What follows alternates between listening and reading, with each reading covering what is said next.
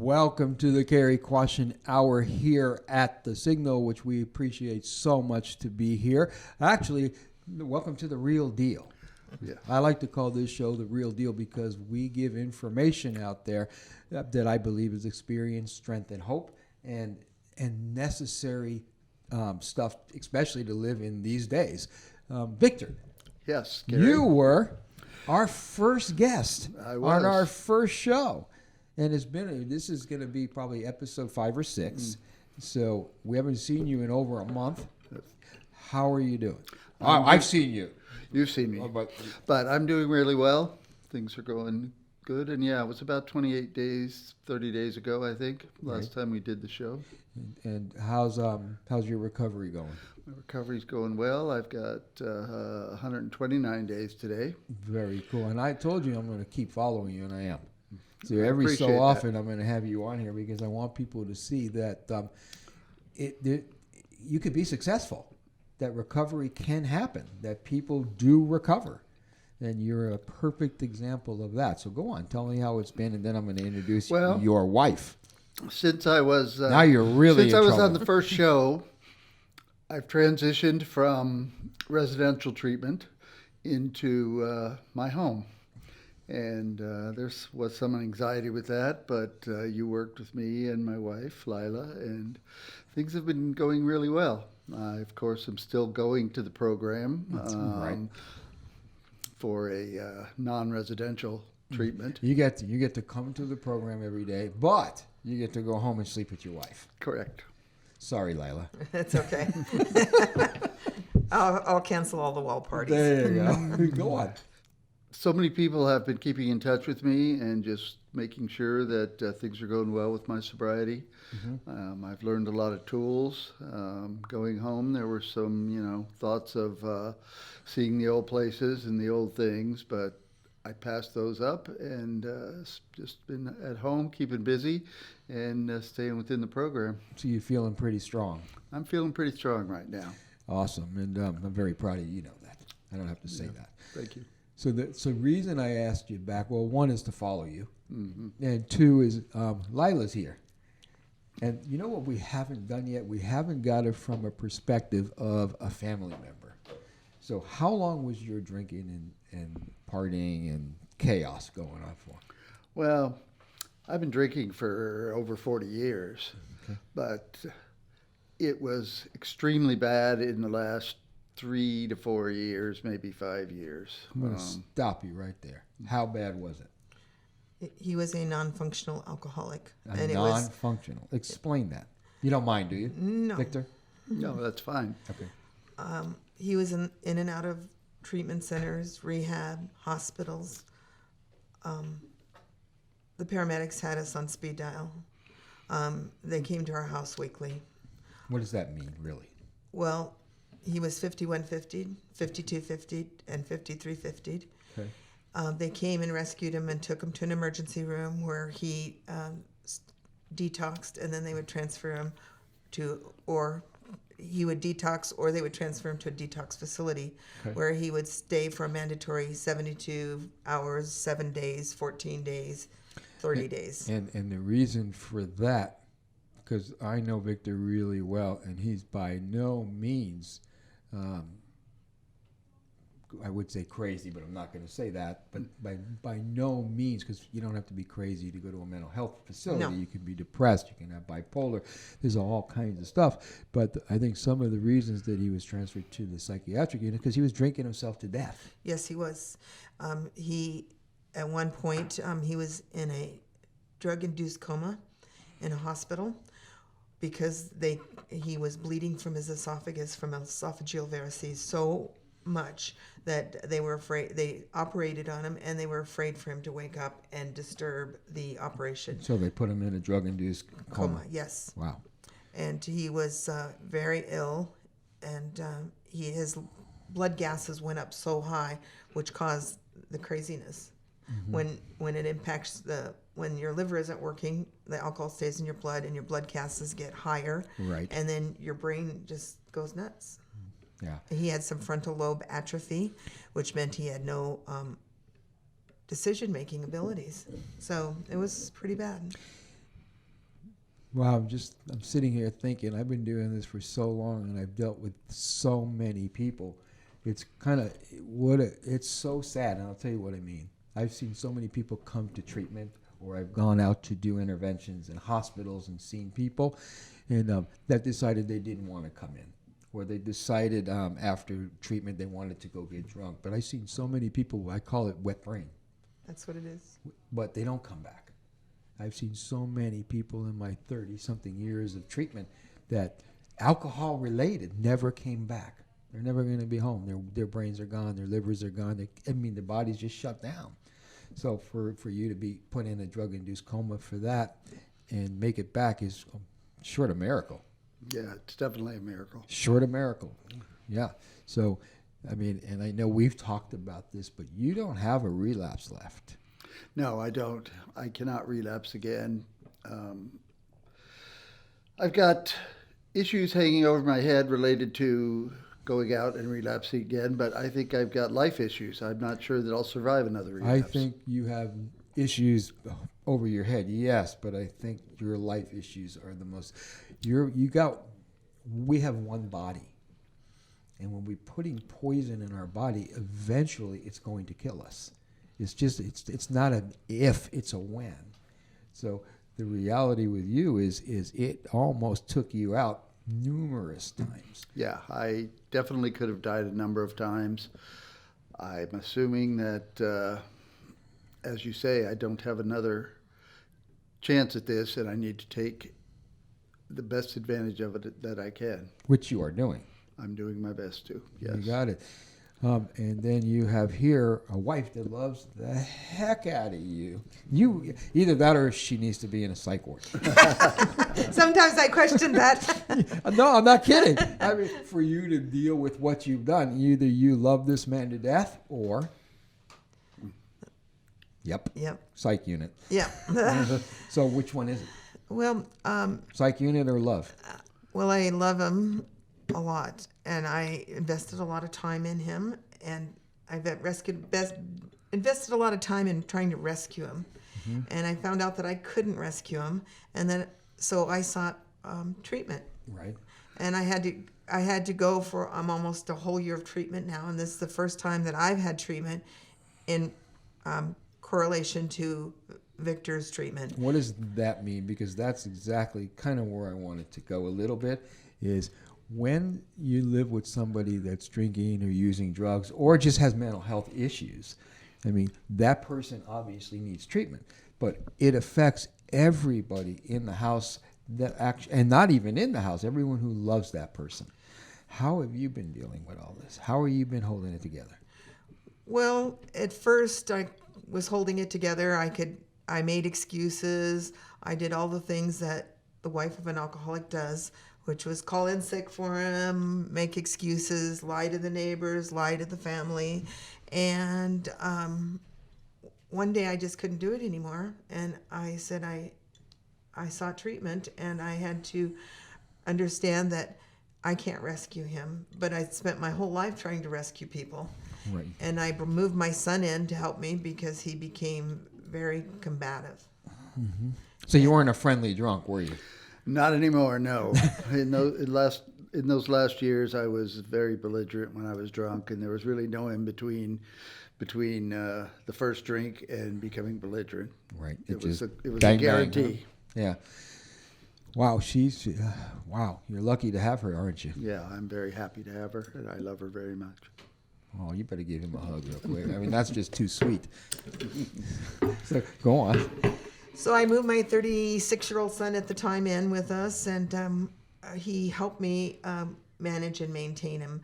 Though at some points he was so sick, we had to convert the family room into a hospital room, and he was... You know, that's it. We talked about that in family sessions, right? Right. But it's so freaking hard to believe that looking at him now. Yes. I mean, you would never believe he's been in how many hospitals? Well, he's been hospitalized. You have the list. Yes, I do. About have the how list. many? About 15, probably. At 12 least. to 15. I mean, look, you look at Victor, and he looks like this businessman. I mean, and then you say 15 hospitals, psych units, detox units, drug-induced comas. What? Yes. he was. We converted the family room into a hospital room because his diabetes was out of control. He's now reversed his diabetes, but his diabetes was out of control, and he Well, had alcohol turns to what? diabetes. Turns to sugar, which turns to what? To Yeah, diabetes. exactly. So he had an ulcer in his foot that you could see all the way down to the bone, and they didn't want him walking. But he wanted to go to the liquor store. You're lucky, actually, you didn't lose body parts, limbs. Yes. So he was at home with nursing care, home health care, 4 times a week, a bathing nurse because he couldn't get out of bed. And that went on for at least 8 weeks. You would never know. No. The faces of addiction has completely changed dramatically in the last few years. I mean, you can't tell. He was so sick, he was incontinent. He had to wear diapers. And he was just a wreck. He didn't want to eat. He only wanted to drink. That was his mindset. How did you cope? We put water in vodka bottles and gave it to him with ice because he thought he was drinking. After he was drunk, he wouldn't know. No, right. So I did it all. I poured out liquor. I watered liquor down. I hid liquor. We went on liquor searches. How did you not end up in a psych hospital? Well, it's close. No, I'm not even hardly Well, I was kidding. severely depressed. That's what I mean. Yes, I was severely depressed. My doctor started me on antidepressant medication. It worked for a while, but what really helped was I started getting therapy twice a week. I joined some support groups, and I went Awesome. every day. And they changed my psych meds, especially this last time. I mean, this last time was, if it doesn't work this time, I'm giving up. So If it didn't work this time, there's going to be a funeral. yeah, right, exactly. So I worked on it a lot for myself, and I learned that I had to fix myself before I could fix. I can't fix Victor ever. I have to fix myself, and I have to live for myself and not for the alcoholic. So that's what I learned in therapy, and to take care of myself and to You know, not if you fall don't into take depression. if you don't take care of yourself, you're no good for anyone else. Exactly.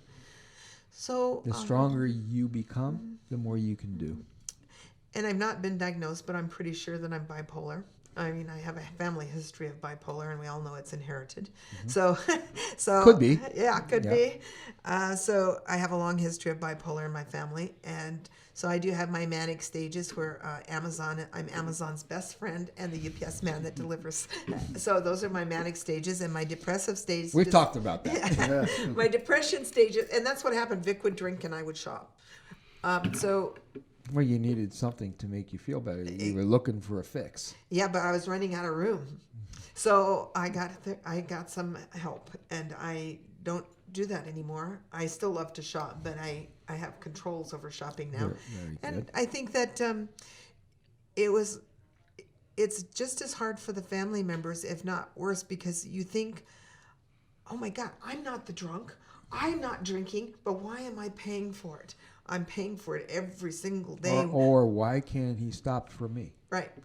But Don't he love me? yes. Why is he choosing alcohol? You can't have friends. All my friends went away. You can't go to parties for fear he might drink. You can't go to restaurants for fear they serve alcohol. You become isolated. And then the screaming and yelling, you think, oh my God, what did the neighbors hear? Nah. And we lived in a cul-de-sac. So our neighbors all knew that he was an alcoholic, though he thought no one knew he was an alcoholic. But everybody knew he was an alcoholic. Yeah, well, it doesn't sound like you can hide it with the paramedics there weekly and Yes, the there was yelling and the screaming the and police. the police. And, right. It's just, I mean, it's We had a pet team enter the backyard because they didn't want to come around the front yard. pet team is a psychiatric evaluation right team. But they were accompanied by 6 SWAT officers armed with assault rifles. And they trudged through my backyard into our back French door bedroom where the French doors were. And they told me to wait in the garage. I spent a lot of time in the garage. The police Victor, always what are come. you, public enemy number one? The police would say, wait in the garage. I spent a lot of my time in the garage. And I said, why do you want me to wait in the garage? And they says, well, sometimes it's psychologically devastating to see your loved one taken away in handcuffs. Yeah. So we'd like you to wait in the garage, and when it's over, we'll come get you. Sadly, you were probably used to that. Yes. Well, actually, Or I've never gurney. seen him taken away in handcuffs. I've always waited in the garage. Did you? They've always had me wait in another room. And so they Always. said, It sounds like it was a normal thing for you. oh, I would say the police have been to our house a total of at least 20 to 25 times. Gotcha. So, It's different now. How yes. are you coping with different? And you know why I'm asking you that? Bet you can guess. Well, I have a lot of extra time. Because your norm in 90 days ago or whatever, your norm was worrying about Victor, taking care of Victor, worrying about neighbors, hiding, isolating. It's changed dramatically. What's your norm now? Oh, my norm is I get up every morning and meditate and do my my work, my therapy work. I have several books that I go through, and I do a lot of diary writing. The meditation every morning is, and you know what? I take one day at a time. Used to, I was worried about what happened yesterday, worried about what was going to happen tomorrow, the next week, and the next year. And now all I do is worry about what's going to happen today and how we're going to live today to the fullest. Perfect, because yesterday's gone and tomorrow's not here. Yes, that's exactly right. And Yesterday's history, tomorrow's the future. Today's reality. yes, there is a saying that you put one foot in tomorrow, and one foot, if you leave one foot in tomorrow and 1 foot in today, you know what happens. 1 foot in yesterday, what happens to today? a little bit lost, aren't we? Yes, so it was very. So I do that in the morning. We try to cook dinner together. Vic is working his program during the daytime. Vic's killing it right now. Yes, he is. I don't know what other programs he's been in, but we talked about it. But I know that he killed it. Yes, over at Action, he killed it. Yes, he did. He worked every day. He worked on his steps. He got his sponsor. He worked on his therapeutic stuff. There's nothing I can have asked him to do more. And this hasn't been his first time. That was his 5th time, and Not with us. No, with other groups, this is the first time it's worked. Okay. And I attribute that. He's always worked hard in his program, but the light bulb never turned on when he got out for some reason. Right. And, retirement's really hard, too, I have to say. When you retire, if you don't have something to do, you better start looking now. I believe that so many alcoholics and so many addicts give up. And they give up for a lot of reasons. The major reason is stress. Not knowing how to cope with feelings and deal with being happy, sad, mad, that kind of stuff. But one of the largest reasons, especially for retirement and people that are a little bit older, is not having a purpose. I think Victor has a purpose now. I definitely do. I have lots of things I'd like to accomplish. I have enough time left in my life to stay sober long enough to get all the things, not all the things, but as many things as possible that I'd like to do. What is accomplished. It? Tell us what you want. What you're doing now. Well, what I'm doing now is I'm getting ready to take a couple classes at college, even though I already have degrees. Right. I've got some other interests now.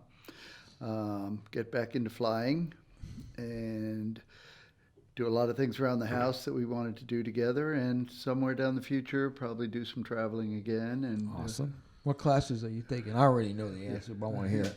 Well, it's classes toward a addiction disorder.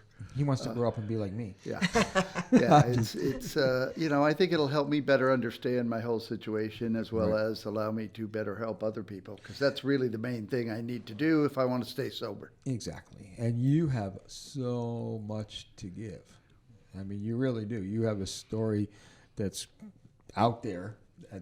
But I'll tell you what, it also makes you stronger.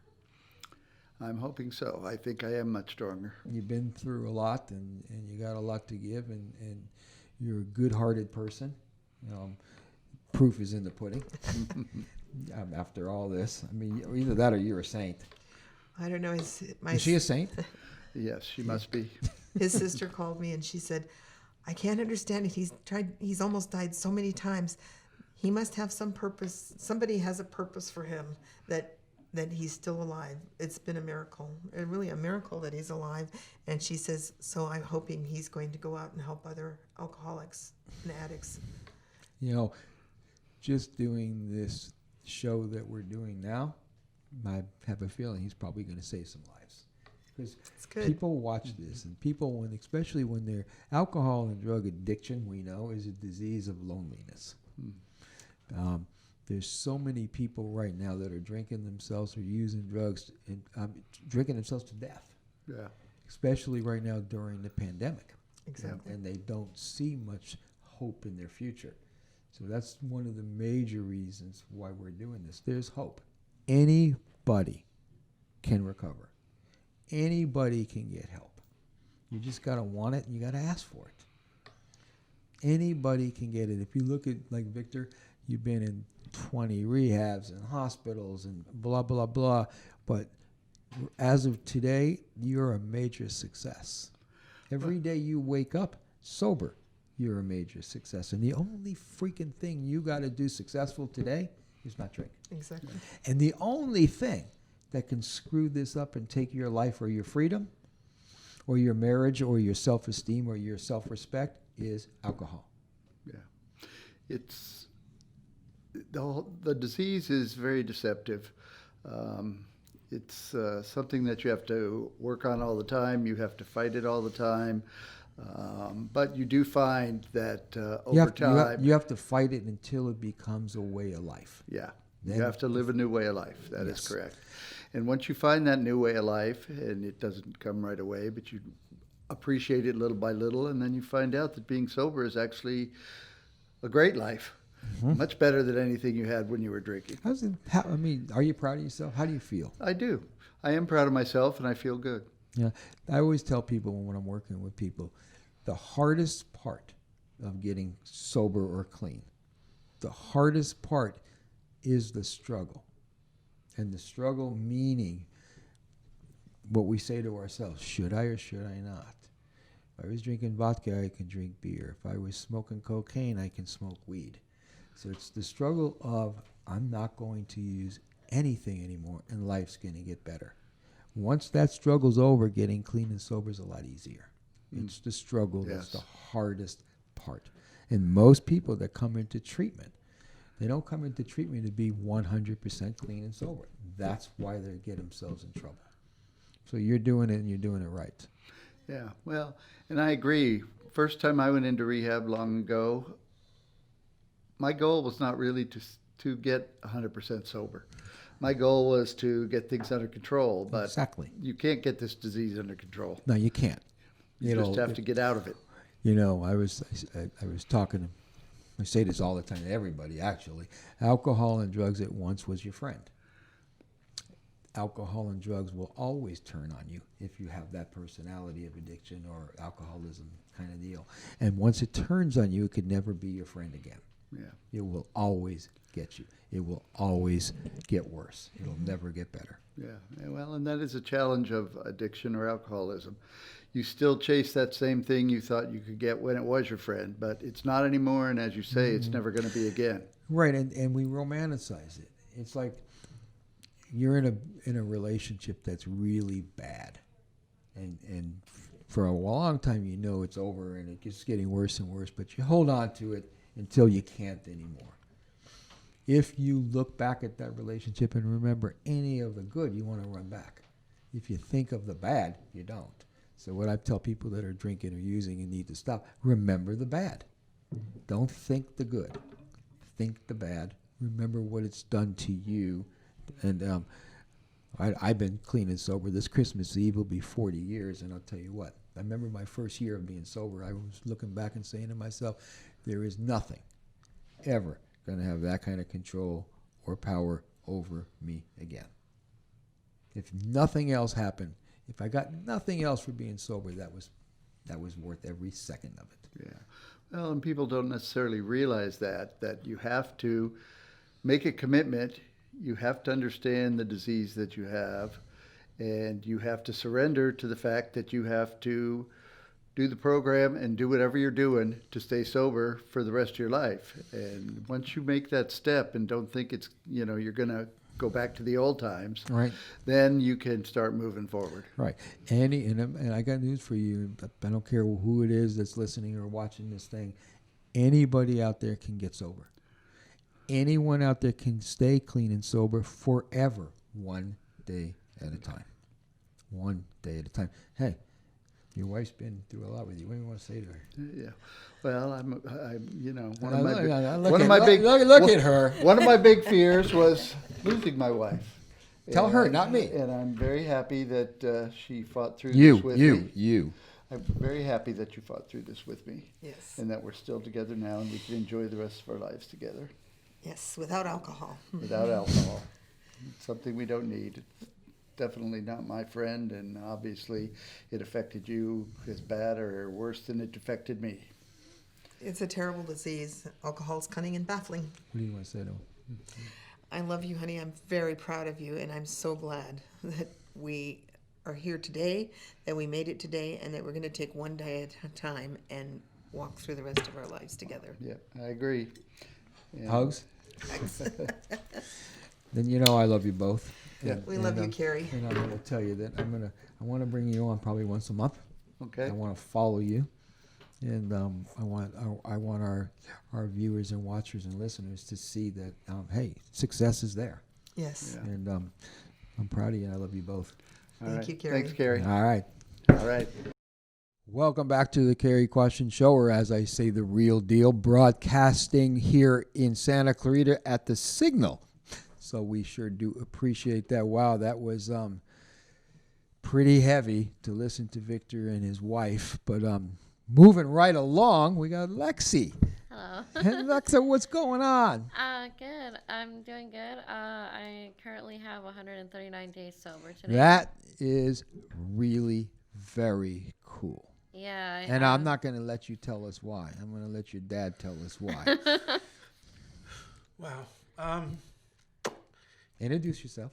My name is Jeff. I'm Lexi's father. Yep. Proud father. Hey, you've been waiting a long time for this. Oh, yeah.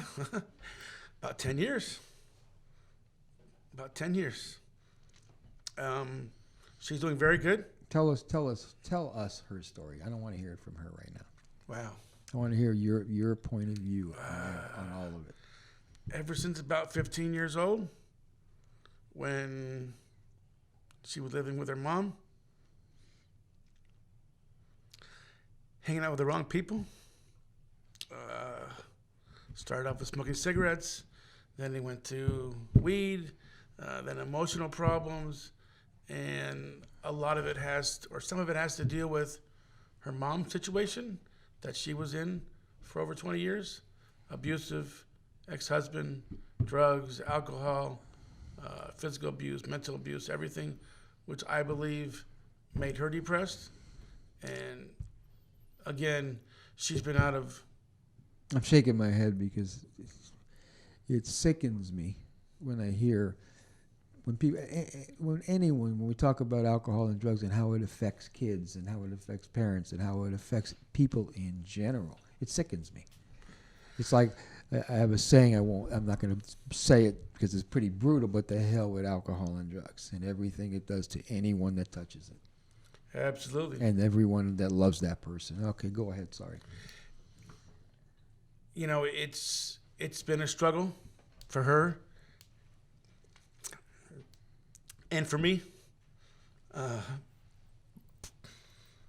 It's tough. I've never been addicted to or had any kind of alcohol, drugs, cigarettes in my entire life. I've always been addicted to something else. The gym, women, whatever it is. I believe we're all addicted to something. Mm-hmm. It's just how you cope with it. But, you know, for her, you know, I have 2 daughters, and it's tough. You try and help them, but then by trying to help them, you actually hurt them. You make excuses. You lie to yourself. It's not that bad, or you're not told everything, and you think, oh, no, there's no way it's her.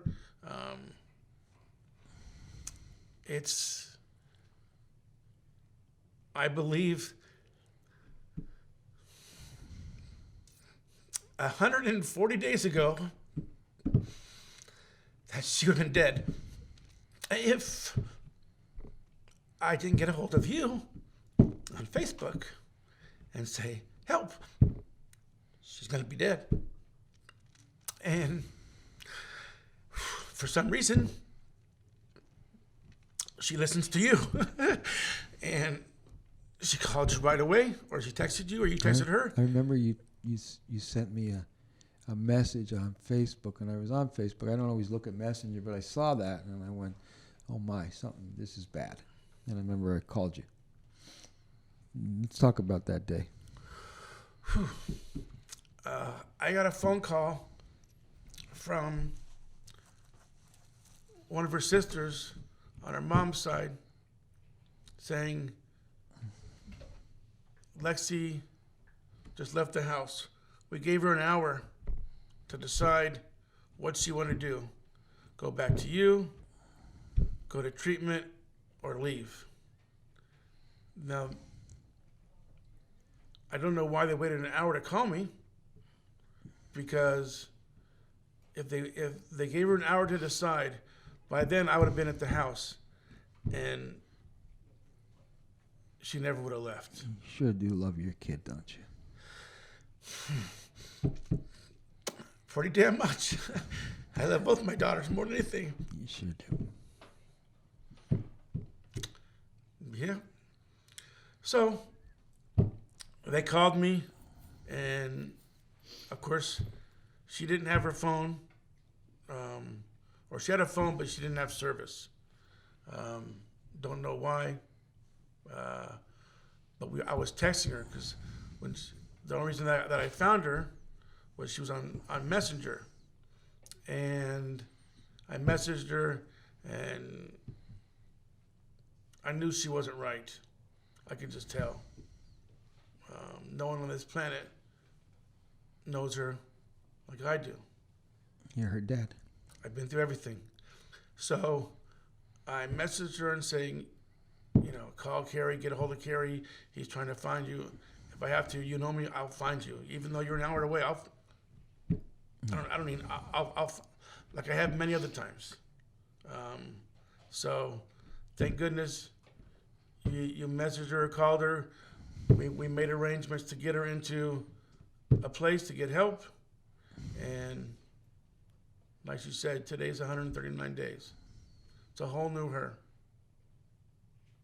day by day. What's your biggest fear? Her dying, or me dying. I don't want to die before she does. Well, I hope to say it, but I hope she don't die first. I don't want her to die first. I know, but you want to protect her. That's my main job in life. That's a father's, husband's, whatever's job in life. Mm-hmm. We are the protector. I've always grown up that way. That's how I believe. I'm very strong-willed. You almost lost her a few times, didn't you? Yep. Many times. The pet team, the police came to our home. I just learned of this in one of the meetings, I think it was 3 weeks ago, where she said she tried to kill herself. Yeah. I never knew of that. To me, that means I failed as a dad, that my daughter would go that far to saying, I want to die. I lost my brother when I was 15, he was 18, because of drugs. So I can't lose someone else. Got news for you. Sorry about all that, but I got news for you. You didn't fail at anything. Your daughter's sitting here with 100 and something days sober. Today she's a success. Absolutely. And I got other news for you. I'm gonna send you a memo later. You can't save her. She's gotta save herself. All you can do is what you've done. Do anything you can to help her and love her. She has to make that decision. 100 and something days ago, she made that decision. 140. And she's killing it. Thank you. And you should be really freaking proud of her. I'm And if you want to feel guilty, here, I'm going to give you something to feel guilty. You ready for this? sure. Feel guilty for loving her. That's it. Oh, You did the best you can. every And second of the day I did. And you did the best you can. You did nothing wrong. All you did was love her and try to help her. I've done nothing wrong. Well, none of us are perfect. No. Okay? Oh, no. Oh, no. None of us are perfect. But everything you did out of love. Oh, yeah. Oh, and a lot of times she didn't agree. But you know what? You're not her friend, you're your dad. Exactly. I'll do it every time again. And we've had these discussions. Your kid's right there. What do you want to say to her? Look at her, not me. I'm very proud of you. I love you more than anything. And just keep doing it. Every day. Just do it.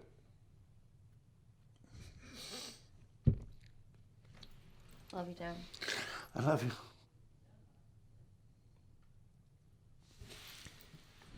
What do you want to say to him? I love you, and I'm gonna keep going and do everything that I said I would, especially stop smoking the cigarettes. That's my next goal. But I did what I said. I said I was gonna quit using drugs, and I'm gonna continue to do that. What's your biggest fear? Dying, Okay. You came close to that quite often, yes? very much so. Tell us about it. Just you don't know who you're with when you get the drugs that you want. You don't know their background, you don't know their history, you don't know what they've done. All you care about is getting your next fix and getting high. What were you using? Meth, cocaine. I used crack once and I got an allergic reaction to that, so I found out I can't do that. I like that. I love allergic reactions to crack cocaine. My tongue. I hope everybody gets it.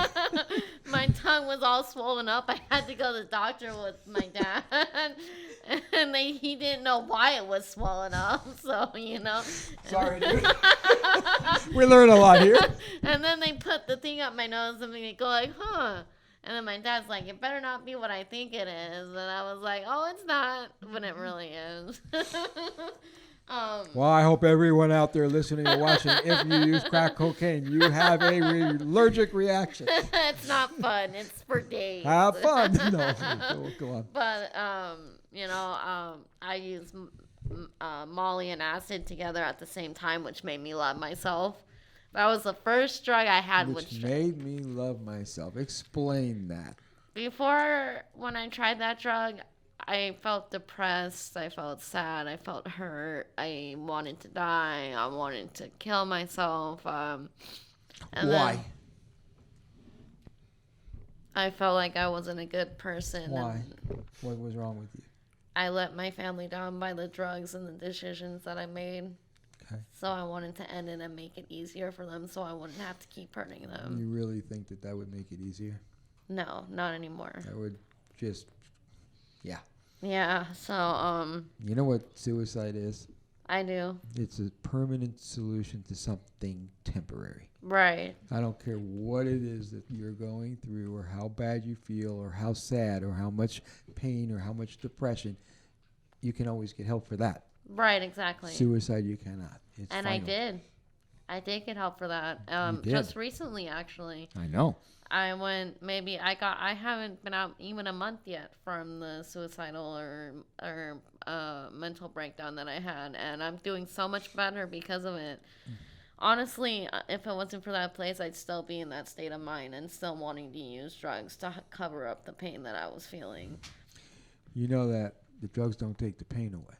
Oh, I know. They They haven't came up with a drug yet that just makes you feel great forever, unless Well, yeah. unless your mind's gone. Yeah, it's a fake facade I learned that I was feeling. It wasn't real. It was a hallucination.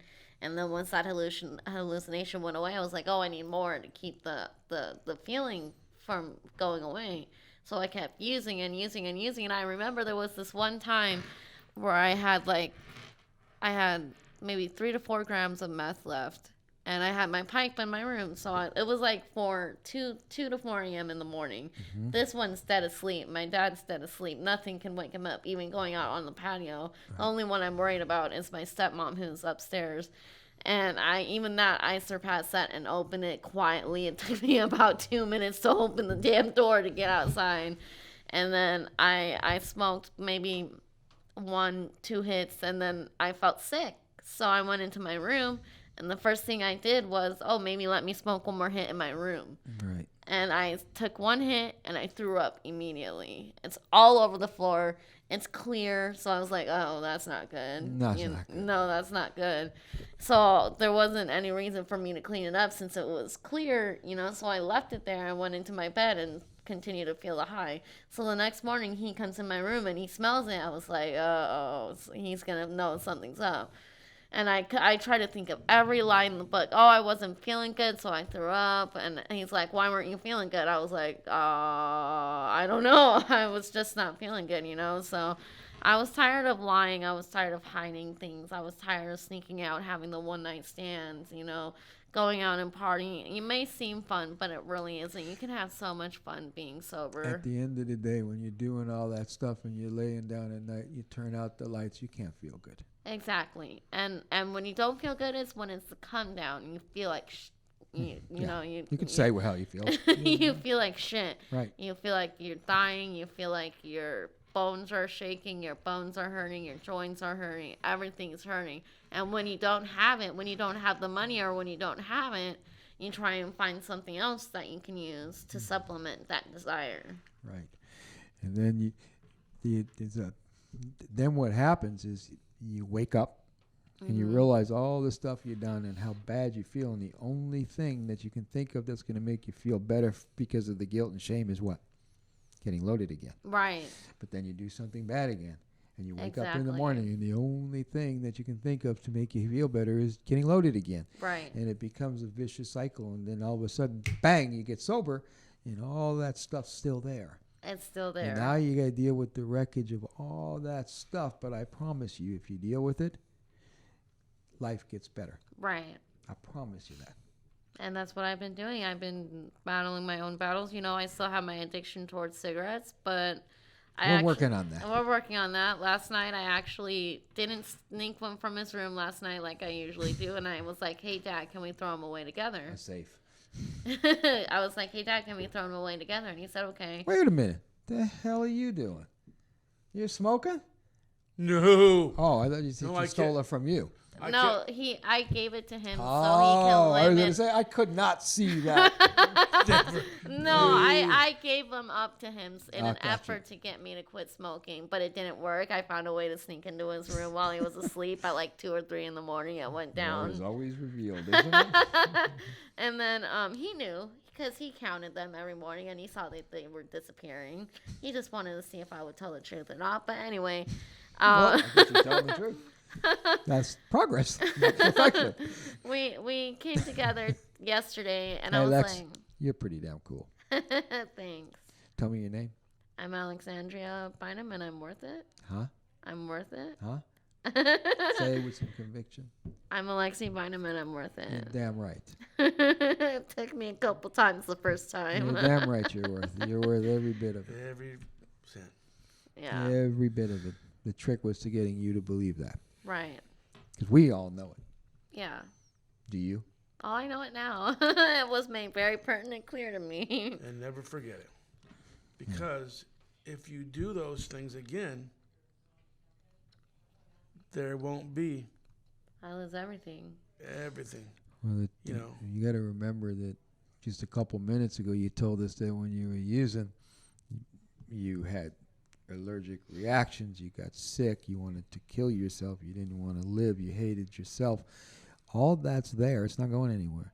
And to me, I don't know about you, but that doesn't really sound really romantic, No, it doesn't. nor does it sound sexy. No, it doesn't. In fact, Not it at all. sounds like a nightmare. And I believe that alcohol and drugs make good people do bad things, and turns good dreams into nightmares. Oh yeah, 100%. And time for good dreams, not bad. Exactly. And you can do Let's that. let's, You can let's get kick those. the nightmares to the curb. Yeah, and you can get those good dreams sober. And you are a really good person. I And, try. you can make lots of people very proud. In Thank fact, I you. believe you're already. Are you proud of her? Oh, I yeah. think you started saying that, didn't you? Extremely proud. Her sisters, she's getting their trust back, which I know to her is huge. Yeah. I mean, her sisters went through a lot of stuff at her mom's house because of what went on there. Right. So they took it. Which maybe I out- can imagine wasn't good, but we're not going to go there Right. today. And so it affected their relationship, but now she's gaining their trust back, which is everything to her and everything to them. So stability Yeah. is a daily thing. The only thing that can take all that away from you, the only thing that can screw this up is what? Drugs and alcohol. That's it. If you don't drink today or use drugs, everything's going to be good. Right. Everyone's going to be proud of you. Everyone's going to respect you. You're going to be proud of yourself and respect yourself. The only thing that can screw this up is what? Drugs and alcohol. What? Drugs and alcohol. And I don't know about you, but I surely wouldn't want to go back to that romantic, sexy place you were in. Not in a God, million no. years. Never. No. And she just has to first thing and foremost is she has to respect herself Yes. and love herself. And you've earned that already. Oh, yeah. You got 140 days. You've earned that respect. Yeah. I never even thought I could do a day, honestly. It was you saw how resilient I was to coming into treatment. Like, oh, maybe I'll think about it. Let me call you back. I'll give you a call back. Why did you come that day I called you? I mean, we didn't even have to really debate it much. I said, I want you in treatment. I want you to go today. I'm going to send someone to pick you up. You said, oh, really? Today? I went, huh? And you went, okay. I hit my rock bottom. I know I've said it so many times before. I hit my rock bottom, but it wasn't really my rock bottom because I continued to do it. Mm-hmm. That day, I hit my rock bottom. Why? What was different? I was by myself. You were alone. I was alone. And that was my worst fear besides dying, being alone. Loneliness is one of the worst fears for many alcoholics and addicts. Yet, we create that. Because when you're doing drugs, you're so used to being around people. There's 20, 30 different people when you're doing drugs. You know, it's a party. But you could be around 20 or 30 people and still feel alone. Exactly. It's just how you interpret it. Mm-hmm. So you're doing exactly what you need to do right now. When you say anything to your dad, I'm going to end this pretty soon, but what do you want to say to him? Yeah. He's been through a heck of a lot with you, I honestly girl. want to say this for some reason. I want to say you're my biggest fan. You've always been my rock. You know, you pulled me up when I needed you. And everyone else was there for me, but they didn't put action into what you did for me to get help. They loved me, but they didn't know what to do, and you did. And for you, you're the reason why I'm alive today. And sober. Doesn't sound like a failure to me. Not at all. Doesn't sound like a failure to me. Not at all. Remember what you She's said? not a failure. No, I'm talking about you. Oh, You said you failed. You probably saved her life, buddy. I don't think you're anything but a hero. I'm not the Did only you one hear that saved me? her life. Did you hear me? I did. Oh, absolutely. Okay, go on. I'm pretty strong-willed. I'm stubborn. Probably more than anybody on this planet. As a friend of mine would say, or my girlfriend would say, duh. She said that to me many times. Dude. So I am not the only person that saved her life. She and she knows this. I don't give people too much praise. I don't say, hey, that's a good dude, or she's a good female, or whatever. I've told her this many times. She and I owe her life to you. I don't praise too many people. I'm pretty strong-willed. But I've told her every day since I met you, even before, you're a good fucking dude. Thanks. I mean, period. From the soul, I can read people. I play poker pretty damn well. I can read a person. She's been to many places, and they just drugged her up to make her be quiet. Mm-hmm. You don't do that. You help fix the person, and you're truthful, and for that, I owe you her life and mine. I met a lot of people. You're a damn good dude. Period. Give me a hug. I think you guys should hug. He might. Thank you so much. You're welcome, but I got a news break for you. I didn't do much of anything except for be there for you. You did the work. You did the work. All I can do is be there. You're killing it. Do me a favor, lean forward. Put your hand up. Pat yourself on the back and say good job. Good job. That's who deserves the credit. Pick your hand up. Pat yourself on the back and say good job, Dad. You're All right. No, you're a hell of a dad. You're a hell of a dad. So before I close this show, give her a hug.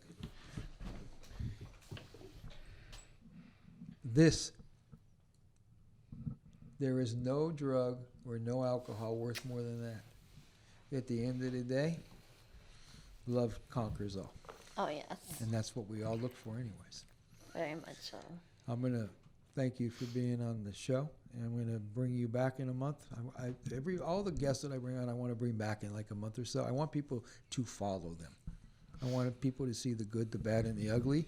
And with you, I hope it's all good. It will all be good. And I have the utmost faith in you. Thank you. Come here, give me a hug. And